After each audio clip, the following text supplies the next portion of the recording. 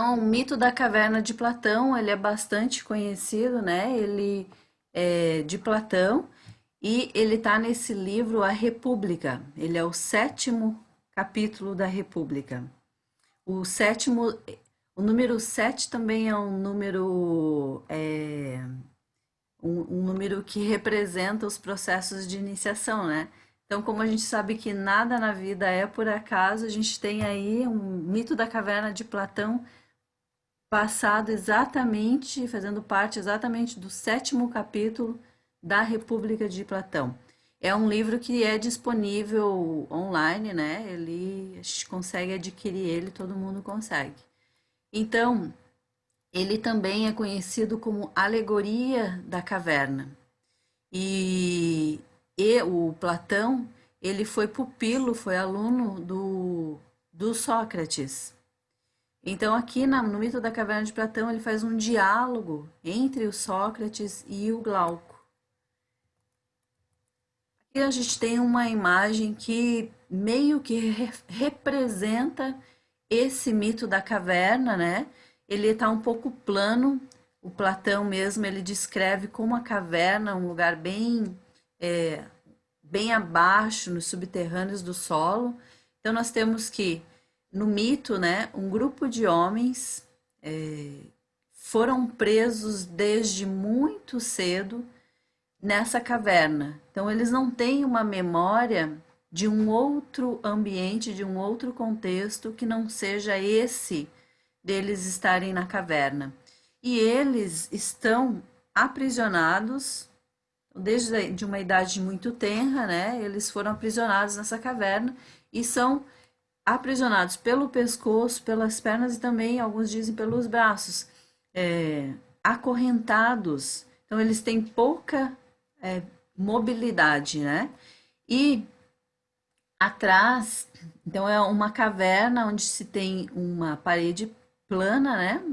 E atrás tem uma fogueira que sempre fica acesa e um grupo de pessoas que se chamam os amos da caverna passam com objetos e esse fogo faz com que reflita sombras e imagens nessa parede. E esses homens aprisionados passam as suas vidas vendo essas imagens, assistindo essas imagens. E como eles não têm uma memória de uma outra coisa, eles acreditam que isso é a vida. Então, todos os dias eles assistem na parede, né, a vida passando com essas imagens refletidas. E quem determina essas imagens são esses amos das cavernas. Mas então, um dia, um desses prisioneiros sente uma forte inquietação. Eu acho que essa inquietação a gente conhece bem, né? Sabe quando você tá lá no teu local, mas sente que tá, mas parece que tem alguma coisa além. Então nós temos aqui um dos prisioneiros que começa a sentir essa inquietação. Mas eu queria sair daqui e ver alguma outra coisa. Mas ele não sabia que existia outra coisa, né? Então isso é uma coisa muito da nossa humanidade, essas inquietações que surgem lá dentro e nos dizem para ir para algum outro local e nós, na verdade, nem sabemos se existe ou não esse local. E ele começa a sentir essa inquietação e vontade de sair dali e se movimentar, nem que seja só um pouquinho, para ver o que tem ali, logo ali. Então ele consegue se libertar dessas correntes e ele sai para desbravar essa caverna. Então ele encontra esse buraco que é muito estreito e é uma subida muito íngreme. Então ele tem muitas dificuldades. Vamos pensar, né, que é um homem que passou uma vida inteira aprisionado. Então ele não tem estrutura óssea, ele não sabe lidar com aquelas situações, mas apesar disso, ele é persistente e ele continua subindo. Ele cai, ele se machuca, ele tem que encontrar forças para acreditar, não, mas aqui dentro de mim está me dizendo que tem alguma coisa. E eu encontrei essa passagem e eu não vejo nada a não ser a escuridão. Mas aqui dentro me diz que tem, então eu tenho que ir. E ele segue esse chamado da sua alma, né? Que eu considero assim, um chamado da alma. Ele segue, segue, ele se machuca, ele persiste. Ele, então, quando chega numa altura dessa passagem, ele começa a ver uma luzinha lá longe. E ele fala: Olha só, tem alguma coisa mesmo, é verdade. E apesar de não saber o que, que é aquela luz que ele nunca tinha visto, ele continua seguindo em direção a essa luz e persiste, é corajoso, se machuca de novo, cai, tenta de novo, persiste até que ele chega lá na saída, né, da caverna. E lá ele encontra muita luz, uma luz que ele não estava acostumado. Os olhos não estavam acostumados. Então é uma luz que machuca, que incomoda, que traz bastante desconforto para aquele momento. Ele vai persistir em permanecer em um local que ele não está acostumado e que naquele momento traz desconforto, causa desconforto. Até então, que com essa persistência, ele começa a acostumar a sua visão, né, com a luz, até que por fim, depois de algum tempo, ele consegue ver a luz, né? Consegue ver além, né? O que tinha naquele ambiente.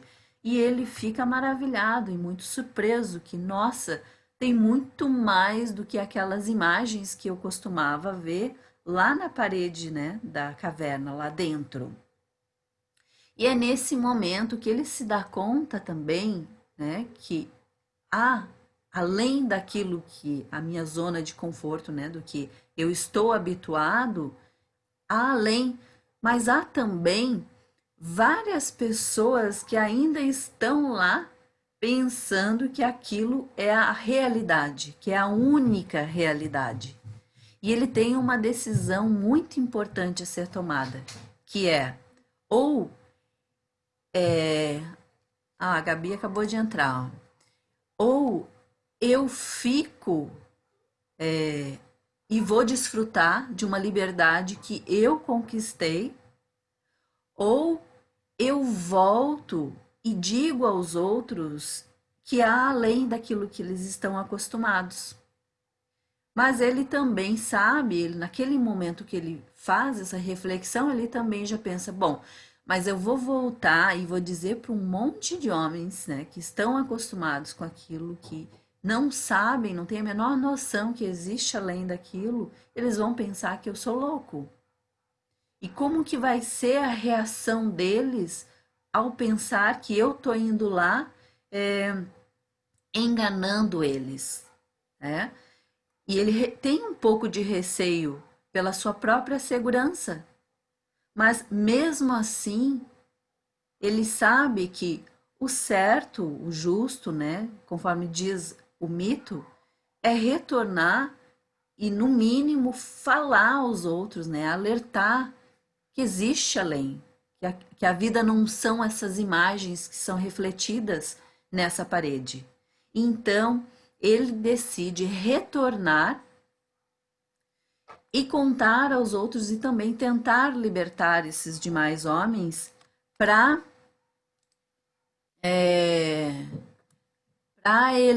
para eles também terem essa ampliação, né, de vivência. Então, esses homens que estão lá, quando ele chega lá e avisa: olha, pessoal, não, a vida não é só isso, não são só essas imagens, existe muito mais do que isso. E lá dentro já existe um homem que está começando a desconfiar, porque ele chega, observa aquelas imagens e fala: Mas antes de ontem já passou essa imagem. Que coisa mais estranha, a vida está me apresentando a mesma imagem. Então já tem uma pessoa que está começando a desconfiar que tem alguma coisa errada.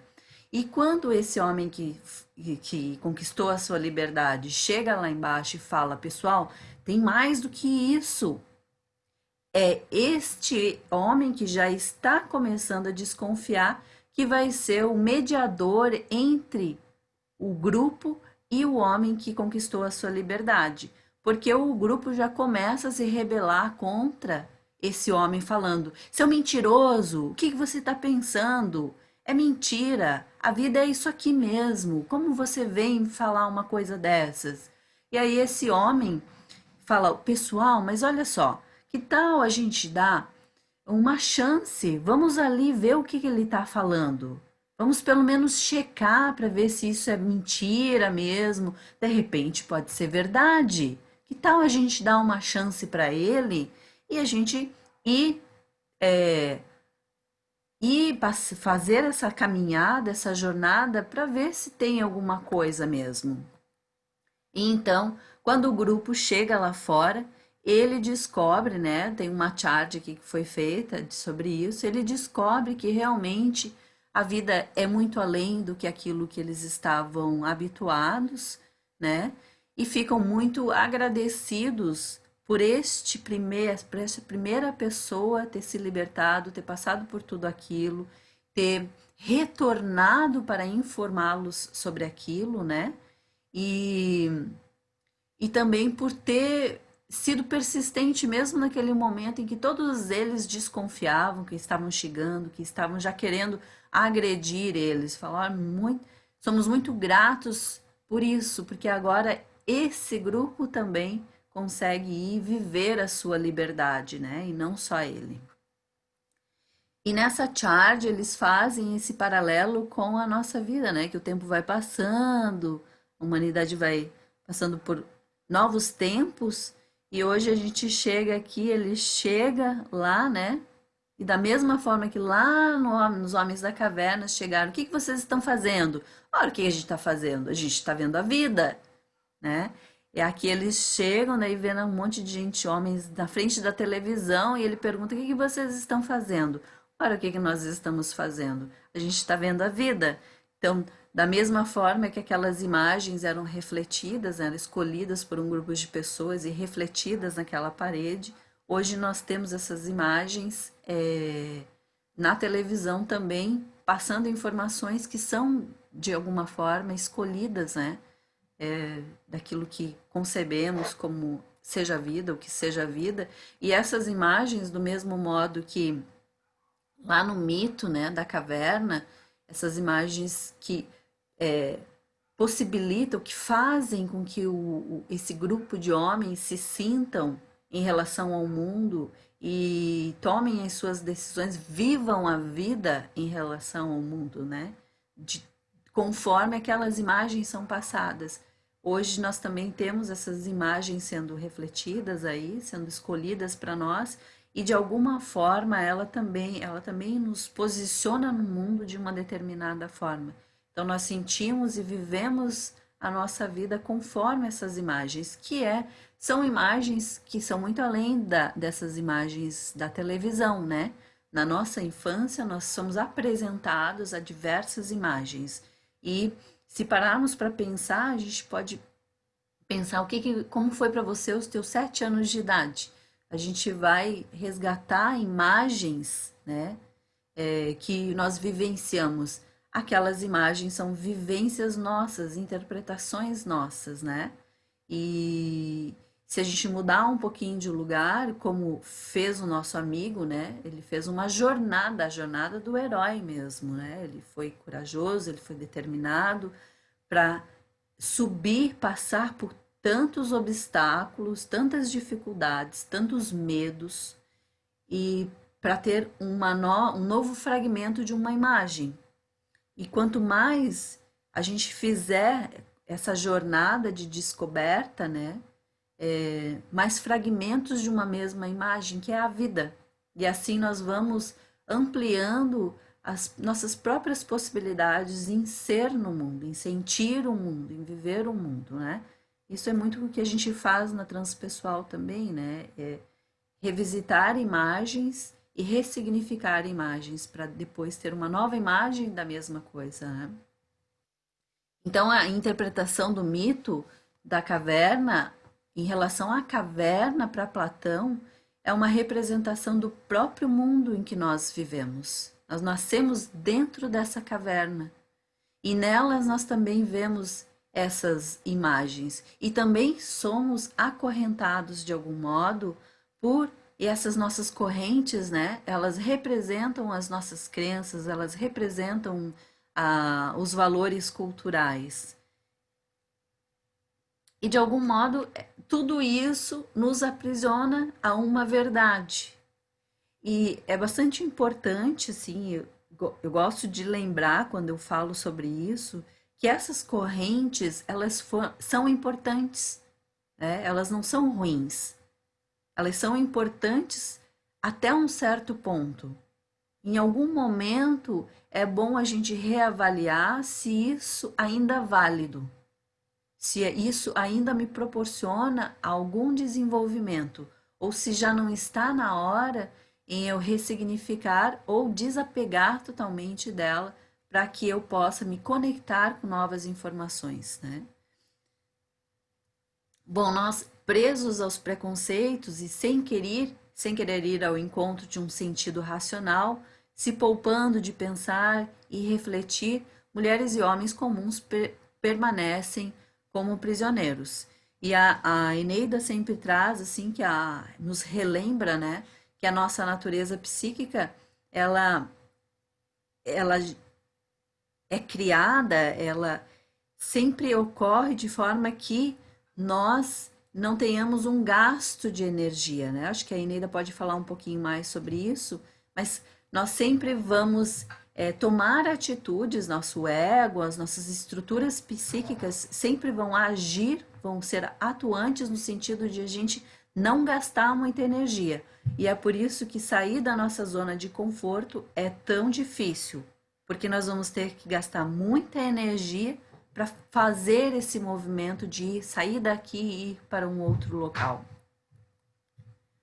As sombras, então, no mito, né, da caverna, as sombras e esses ecos das paredes, porque os amos, que são aquelas pessoas que ficam com aqueles objetos, gerando aquelas imagens na parede, elas, os prisioneiros pensam que esses ecos são dessas sombras, né?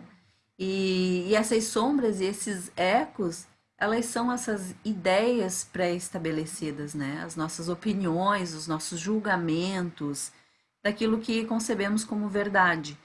A gente sempre é legal lembrar que nós não temos uma verdade, não existe uma verdade, né? Existem diversas verdades. E se eu falar de qualquer situação que eu fale, olha, eu tive um problema lá em casa e tal, aquilo que eu estou falando é verdade. Mas aquilo que as outras pessoas estão falando sobre a mesma situação também é verdade. Mas é verdade dentro da perspectiva delas, né? Dentro do ponto de vista e das vivências delas. Então, existem diversas verdades. E quando nós conseguimos nos libertar dessas correntes e dessas crenças, nós conseguimos ampliar a nossa consciência. E a vida nos convida a fazer diversos movimentos de ampliação de consciência, né? A cada momento que eu encontro, eu vivo uma situação, eu encontro alguém que me causa qualquer desconforto, esse é um convite da vida para olhar para algo que está lá dentro de mim e que é um bloqueador. Então, a sombra, novamente, né, aquela sombra que é passada lá na caverna, ele é esse veículo de experiência humana. Então, os valores que vamos pensar na nossa infância, né, que nos foram passados durante a infância, que os nossos familiares, os nossos pais nos passaram, são muito importantes. Talvez, muito possivelmente, né, boa parte disso tudo que a gente recebe, eles são crenças limitantes. Nós temos muitas crenças limitantes que já vêm de uma ancestralidade mesmo. Mas elas são muito importantes, porque elas nos dão um embasamento de vida, né? Como seria nascer no nada? A gente precisa, dentro desse nosso plano de consciência, nós precisamos de nascer dentro de algo. E aí, a partir desse algo, eu vou buscando outros algo, né? A fogueira, nesse sentido aqui do mito, ela não é boa, Por quê? É a partir da fogueira que os amos da caverna refletem aquelas imagens e aquelas imagens aprisionam aquelas pessoas. Então aqui ela não é boa. E a Lúcia Helena Galvão, da Nova Acrópole, quando ela faz a interpretação do mito da caverna, ela fala que essa fogueira, né, ela representa essa nossa fonte de desejo. Então ela faz relaciona de uma forma que eu acho muito interessante com essas nossas fontes de desejos, que ela fala o seguinte, olha, se você, por exemplo, você está imerso em alguma coisa dentro de você que você não entende o que que é, né? Eu sinto um vazio, né? Se você não buscar ou dentro de você ou recursos terapêuticos ou de alguma forma, alguma informação que contribua para você entender melhor aquilo que está acontecendo dentro de ti, alguém vai vir com uma informação e vai te preencher preencher entre aspas, né, momentaneamente aquele teu vazio. Então alguém de repente vai chegar, você sente um vazio, mas aquele carro, aquela Mercedes laranja que chegou lá, com certeza vai preencher o teu vazio. Você nunca mais vai se sentir assim. Você vai se sentir realizada, segura, porque você precisa ter aquele X coisa para se sentir dessa forma, para se sentir realizada. Então, esse fogo é essa fonte de desejo, mas um desejo, quando ele fica perdido, né? Ele fica solto lá dentro, é, a gente tem que buscar alguma informação para compreender aquilo, porque senão vai ser preenchido e talvez com algo que seja maléfico para ti ou fútil, né? Não seja uma conexão com aquilo que eu chamo de grande sabedoria. Que a grande sabedoria é aquilo que nós temos lá nas nossas profundezas, né? E que se nós sentirmos alguma coisa, se a gente fizer um momento de imersão, de conexão mesmo, e a meditação ela vem muito para isso, né? Para uma conexão mais profunda consigo mesma. E a gente já sabe de todos os benefícios que foram cientificamente comprovados da meditação. Então, a meditação é essa conexão com essa grande sabedoria também. Se a gente não se conectar com essa informação que é maior do que qualquer outra matéria, a gente vai ficar um pouco perdido, tudo fica frouxo lá dentro. E aí os amos da caverna, eles também são tão prisioneiros quanto os próprios prisioneiros, mas existe uma diferença muito grande entre eles, porque os prisioneiros lá, acorrentados, eles são ignorantes, eles não sabem que existe uma outra coisa, né? Eles estão lá e acham que é aquilo e aí vão vivendo a vida assim. Mas esses amos da caverna, eles são prisioneiros porque eles fazem isso, aprisionam um grupo de pessoas para tirar vantagem. Quer dizer, talvez um dia eles sejam, eu possa tirar algum proveito desse grupo de pessoas. E por isso, por essa somente por isso nós vamos continuar manipulando, controlando e mantendo esse grupo aprisionado. Talvez eu nunca precise deles, mas por via das dúvidas eu vou manter. Então, eles sim são piores porque eles vão ter que prestar conta dessa atitude, né? A gente já vê assim que a vida é realmente muito isso de plantar e colher. A gente planta uma ideia para colher alguma coisa, a gente planta o bem para também colher o bem. Então, tudo que a gente faz na vida, de alguma maneira, ela vai nos dar de volta, vai nos retornar com aquilo equivalente ao que foi plantado. Então, eles aqui vão ter que, em algum momento, dar contas, né, daquilo que eles estão fazendo, dessas atitudes deles.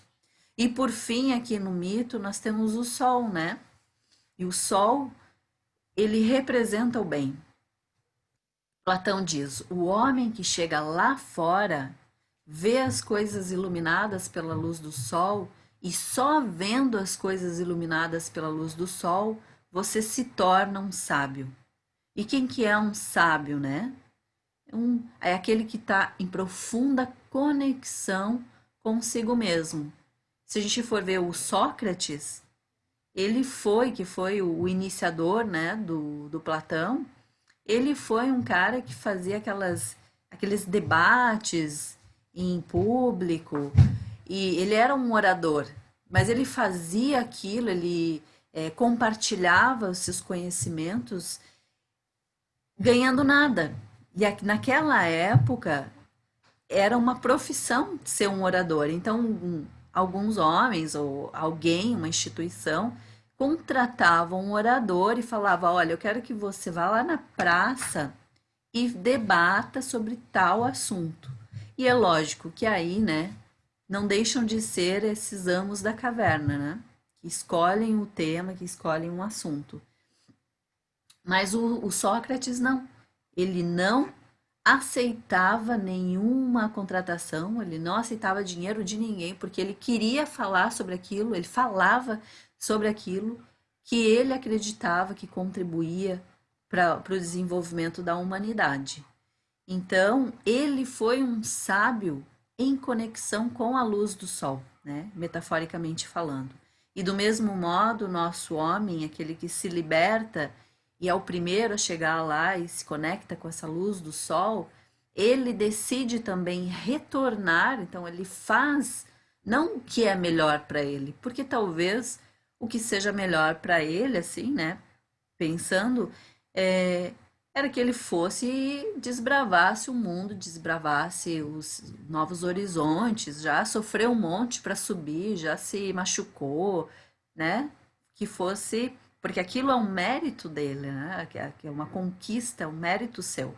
Mas ao invés disso, ele volta só para libertar aquelas pessoas, só não, né? Para libertar aquelas pessoas. Então ele totalmente conectado com essa grande sabedoria que toma atitudes, que faz coisas é, genuinamente, sem querer tirar nenhuma vantagem e nenhum proveito de mais nada. E aí eu trago assim para a gente relembrar a importância desses arquétipos das deusas gregas, do seu potencial, como ela nos auxilia nessa saída da caverna. Porque a gente vai fazer várias saídas, bom, pelo menos é o que a vida convida, é a gente sair várias vezes da caverna, né? Porque a sair da caverna a gente também pode correlacionar com um estado iluminado. Mas o que muitos não entendem é que nós vamos viver, ou não deveríamos pelo menos, viver diversos momentos de estado iluminado. Então, toda vez que eu tenho um grande insight sobre o meu próprio processo de desenvolvimento, sabe? Aquela fichinha que cai, nossa, é isso. E com essa informação agora eu consigo fazer novas escolhas, né? A minha vida, ela se transforma por uma pequena decisão, uma pequena que é uma grande tomada de decisão. E são esses insights, é um estado iluminado que eu alcanço às vezes na minha vida. O convite é que a gente faça tenha muitos desses momentos, né? Experiencie muitas vezes esse estado de iluminação. E os arquétipos nos auxiliam a fazer isso. Então, o primeiro arquétipo, que é a deusa da sabedoria, a Palas Atena, ela realmente nos convida a fazer essa conexão com a grande sabedoria interna. Ela é a deusa da sabedoria mesmo, né? Então, quando a gente se conecta, nós vamos ser, sim, mais racionais, nós vamos lidar melhor com os nossos conflitos internos. Porque ela, lembrando, né, ela ensinava as técnicas de guerra para a humanidade. E é lógico, todo arquétipo, ele vai ter o seu lado potencial e o seu lado não iluminado, né, não luminoso. Então, o potencial dela é que ela nos ensina, nos inspira, na verdade, a nos conectarmos com essa grande sabedoria que existe dentro de nós e conectados com ela, lidamos melhor com o nosso conflito interno, com as nossas ansiedades, nossos medos, as nossas inseguranças. A Artemis, que é a nossa deusa caçadora, ela nos fala sobre foco e determinação. Então, pensando nesse momento que nós estamos vivendo hoje, né, em relação ao Covid, é, ele nos convida também a repensar, a ressignificar tudo aquilo que está acontecendo na minha vida. A gente teve que se reinventar de algum modo, né? Mas se nós não temos foco, nós não temos determinação, é pensando naquele homem da caverna, se ele se liberta lá, ele cai e se arranha, se machuca e fala: ai, não, vou voltar porque é difícil mesmo. Aí ele volta lá e volta a viver com todos os demais. E ele fez um ato grandioso, não só por si, mas também pelos todos os demais, né? E então ela nos convida a buscar esse foco e buscar essa determinação. Porque a vida, gente, se a gente for fazer uma análise do mito, dos mitos, de qualquer mito, o Joseph Campbell já fez isso, né? Ele traçou lá a jornada do herói, e lá na segunda etapa, né, do círculo já fala: a vida, ela vai testar o tempo inteiro. O tempo inteiro. Então eu descobri, então agora eu descobri que eu tenho característica X em mim, e isso causa muito conflito na minha vida, tanto emocional quanto é, de relações familiares. Eu descobri tal coisa. Aí o que que a vida vai fazer? Ah, tá. Então você descobriu tal coisa, você tá tentando ser diferente. Vamos ver se você tá preparado. Aí ela te coloca bem aquelas situações pontuais que mexe lá na tua feridinha, né?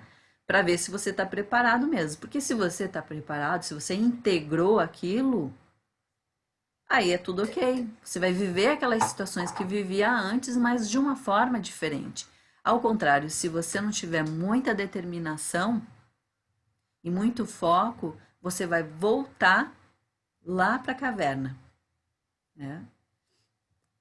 E então a Perséfone, que é esse arquétipo maravilhoso e poderoso, ele nos convida a fazer essa imersão interna, porque nós vivendo nesse momento do Covid, a gente foi convidado a fazer essa imersão mesmo, né? Nós somos praticamente obrigados a fazer. Vai para casa, não pode mais sair, não pode mais encontrar ninguém, vai se recolher. Mas só que quando nós fazemos, se não estivermos psiquicamente, emocionalmente muito preparados, a gente pode ir para um lugar que está muito bagunçado. E aí, como eu consigo administrar com essa bagunça que eu encontro lá dentro, né? Se for o caso. Se for um caso de uma pessoa, por exemplo, eu não limpo a minha casa durante um ano. Eu não visito, né? Não faço nenhuma limpeza durante um ano. Como que ela vai estar? Ela vai estar bagunçada. Se eu sou uma pessoa que raramente me recolho, raramente faço uma imersão mais profunda em mim mesma, como que vai estar lá dentro, né? Vai estar igual uma casa que há um ano ou há algum tempo não foi organizada.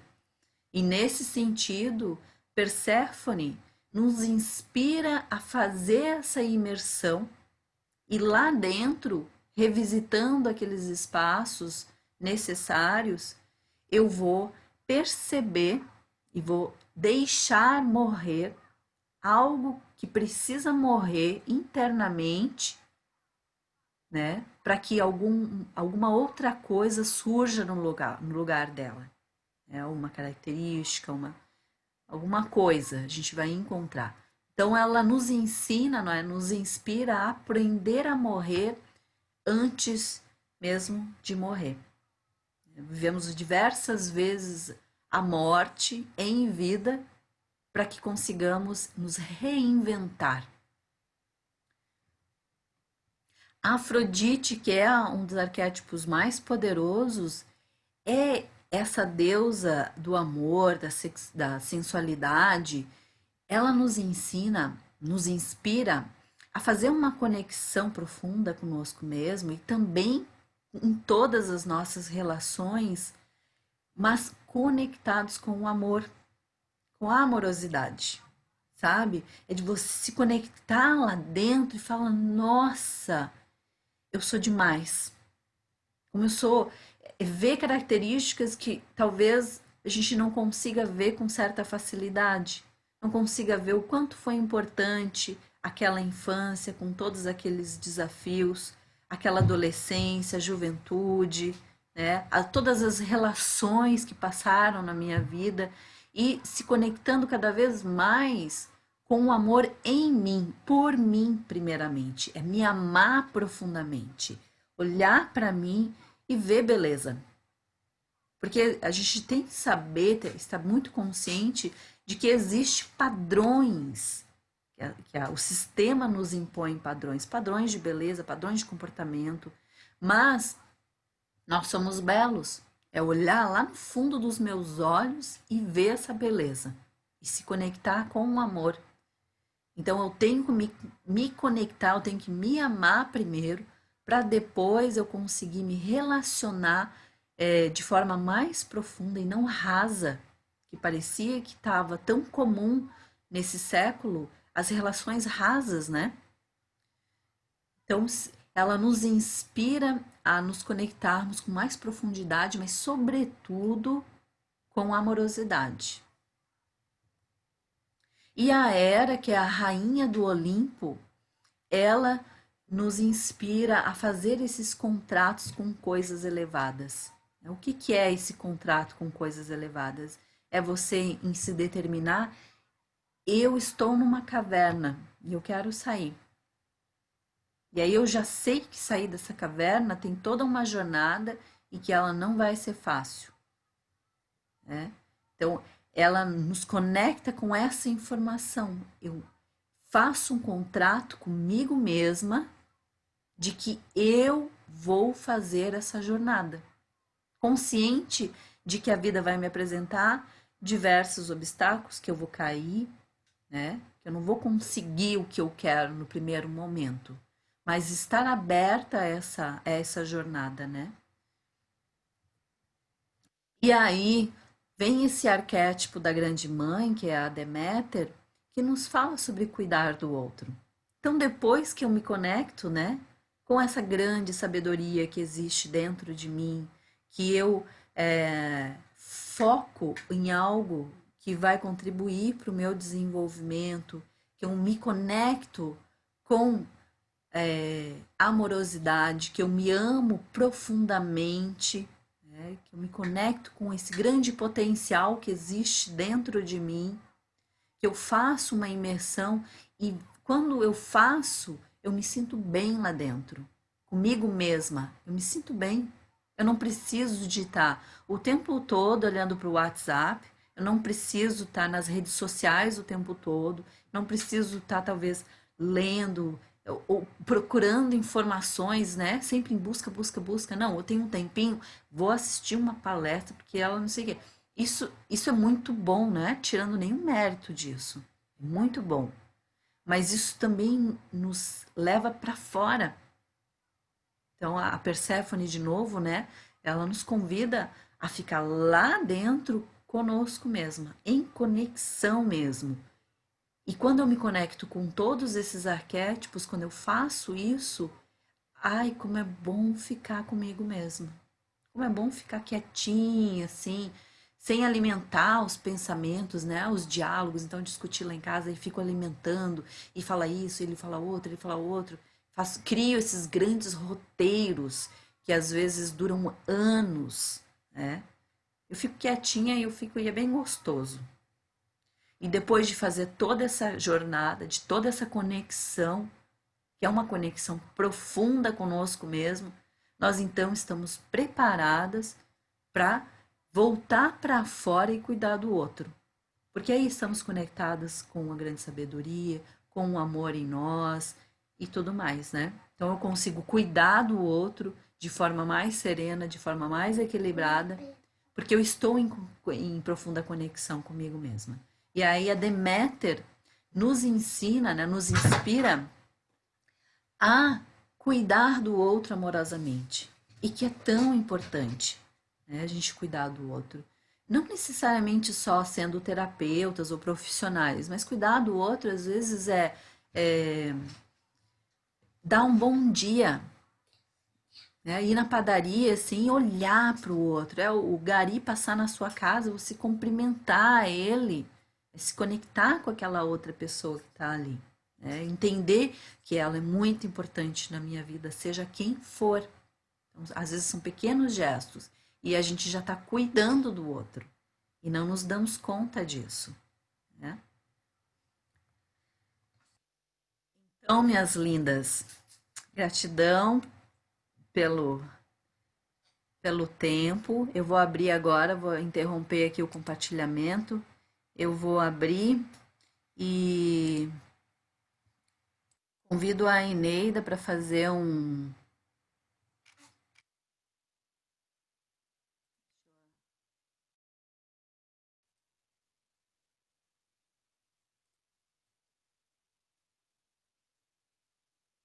Eu acho que já deu, Eneida, o teu. Ok.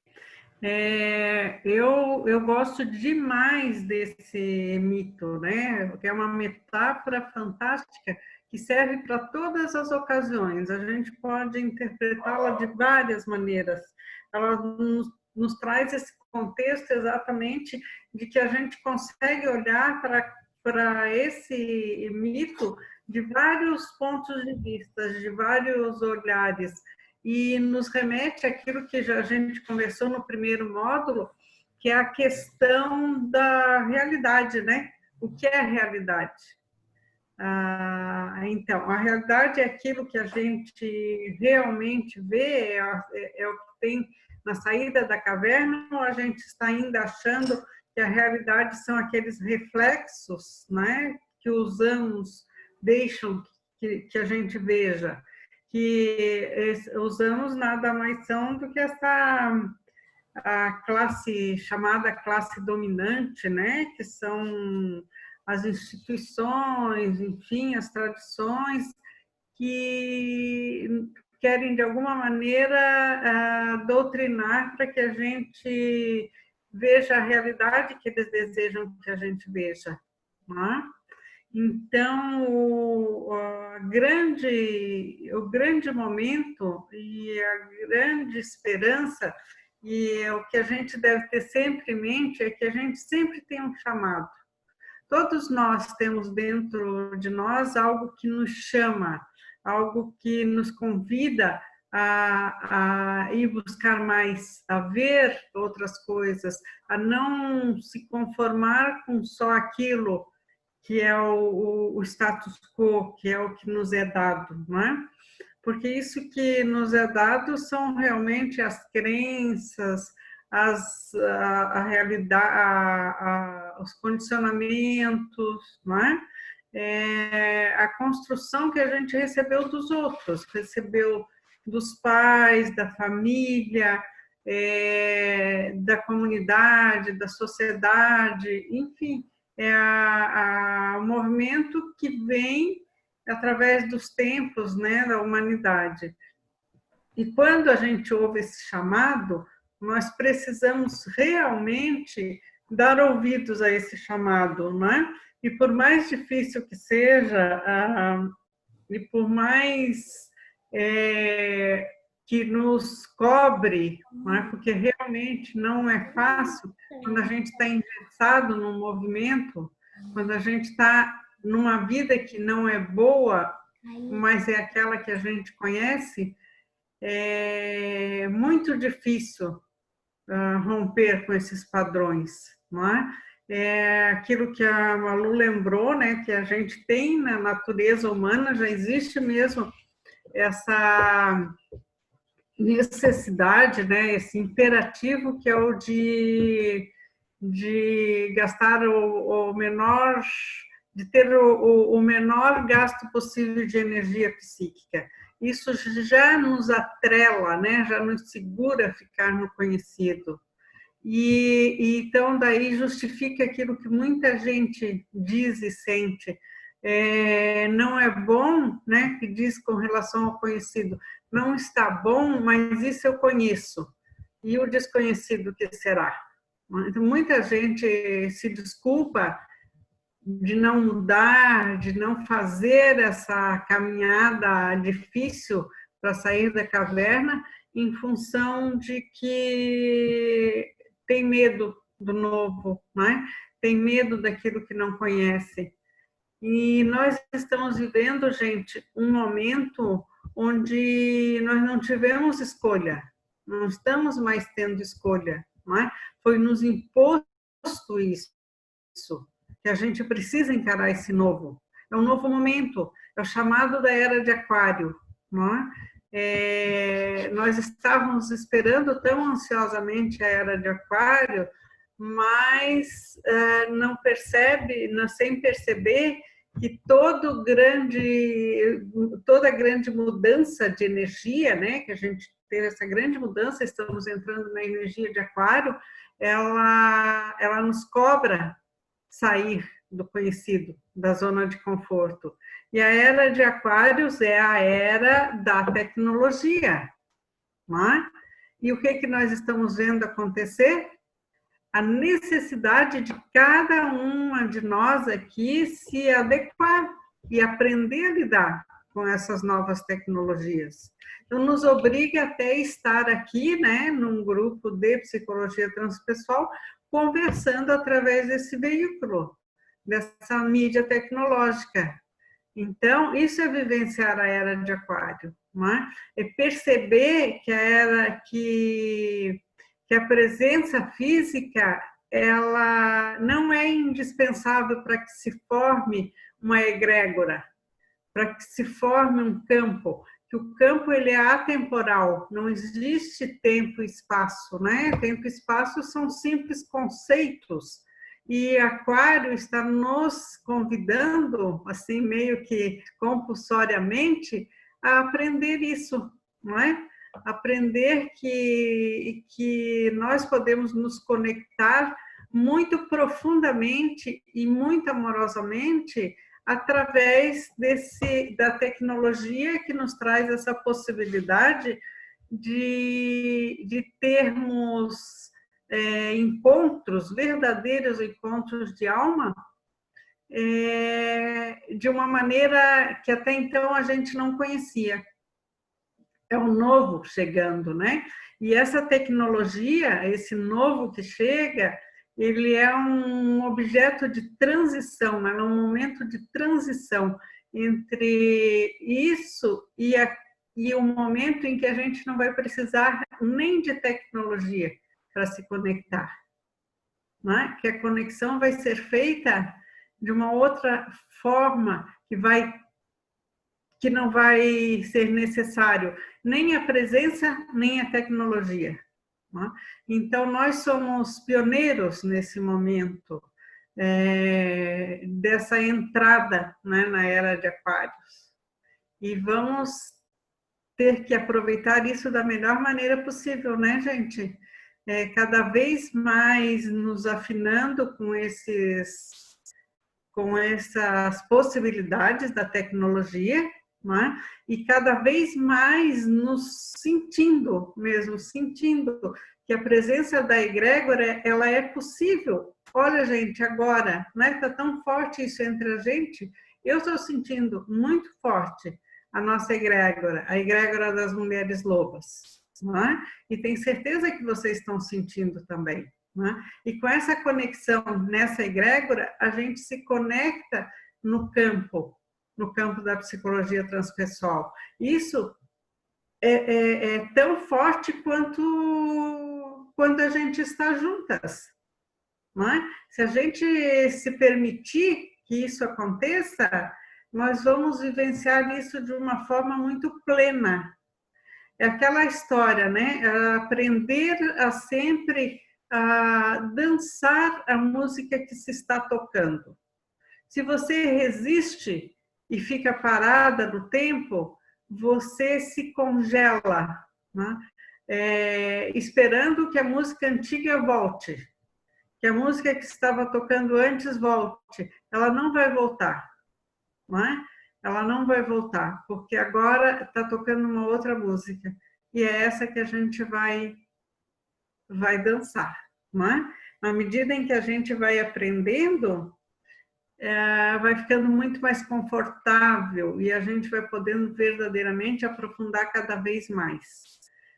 O convite para nós é esse, de sermos pioneiras nesse momento, né? E daí lembrar que depois que a gente sair plenamente dessa caverna, né, que nós estamos saindo, acostumando a lidar com esse novo, quando esse novo já estiver pleno para nós, nós precisamos ajudar os outros que ainda estão na caverna, né? Agora, esse ajudar os outros, na verdade, é nunca impor aquilo que a gente pensa, porque com imposição não se consegue nada. O chamado é sempre interno, o chamado é sempre individual. Então, o que a gente pode fazer é se colocar à disposição daqueles que já estão sentindo o chamado, né? Porque aqueles que já estão sentindo o chamado, eles vão precisar de um pouco de amparo para vencer esses obstáculos da caverna. E é isso que vai nos ser cobrado, né? Porque, como diz, aquele que muito é dado, muito é cobrado, né? Então, nós, de alguma maneira, somos privilegiadas, porque temos essas possibilidades de expandir a consciência. E isso, de alguma maneira, a gente vai ter que facilitar para outras pessoas, não é? Essa é a verdadeira doação. A verdadeira doação nesse ponto, nesse nível de realidade, é você facilitar o empoderamento do outro.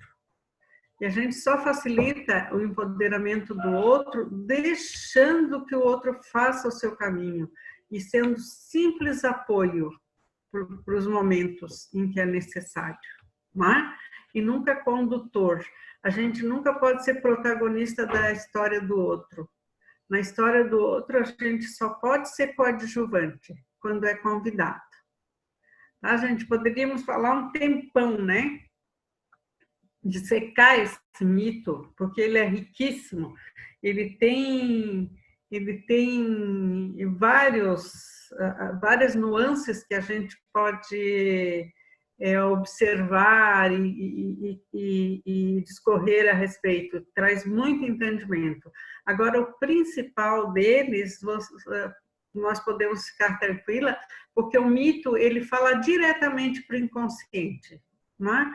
E quando a gente ouve a história, qualquer história metafórica, o inconsciente capta rapidamente. Né? Então, o nosso inconsciente captou essa resposta, essa mensagem, e com certeza nós saímos muito mais ricas desse encontro. Ok?